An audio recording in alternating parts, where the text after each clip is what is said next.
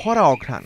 বাংলার আর 5টা গ্রামের মতোই আরামবাগ মহকুমার আরন্ডি 2 নম্বর গ্রাম পঞ্চায়েতেও ধান কাটার তোড়জোড়।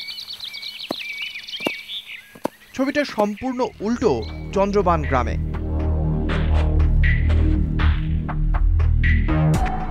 চার দিন হয়ে গেল গ্রামে এক প্রকার নাওয়া খাওয়া নেই। আর এই 4 দিনে এ পাড়ায় জুড়ে গেছে নতুন স্মৃতিস্তম্ভ, অনন্ত দলুইয়ের শহীদ বেদি।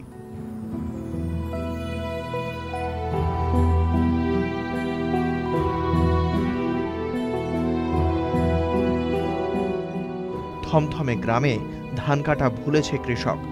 গ্রাম দখলের রাজনীতি চলছেই। দিন কয়েক হলো গুলি বোমার শব্দ এ পাড়ার গা সওয়া হয়ে গেছে।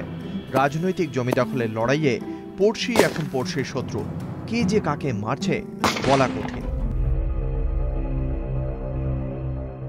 আমরা আর কি বলবো, সিপিএনের লোকরাই তো এসে করছে, ঘর ভারী পুড়িয়ে দিচ্ছে, ভেঙে দিচ্ছে। ওই তো সিপিএনরাই দিচ্ছে। তো 3 দিন আমাদের হাঁড়ি চাপা নেই পাড়াটায়। অনন্ত দলুই খুন হওয়ার পরেও চন্দ্রবান গ্রামে আক্রমণ চলছে। শনিবার গ্রামে আনা হয়েছিল তার মৃতদেহ। গ্রামবাসীদের অভিযোগ, যারা মৃতদেহ সৎকারে সাহায্য করেছে এবার তারাও আক্রান্ত। দুষ্কৃতীরা নাকি হুমকি দিচ্ছে গ্রাম দখলে না আসা পর্যন্ত আক্রমণ চলবে।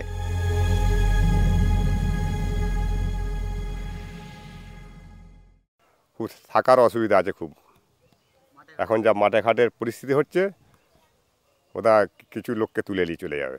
প্রশাসনের সামনেই তো লোকটা মরে গেল, গুলি করে তাকে মেরে দিল। প্রশাসন আর কি করব?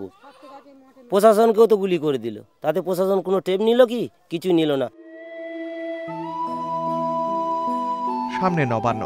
চন্দ্রবান গ্রামের মাঠও সোনালী।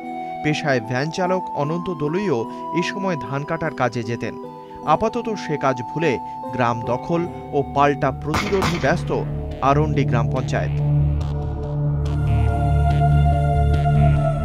ক্যামেরায় সুদেব রায়ের সঙ্গে কনিশ মজুমদার ও তাপস লাহা, রূপসী বাংলা সংবাদ সফর।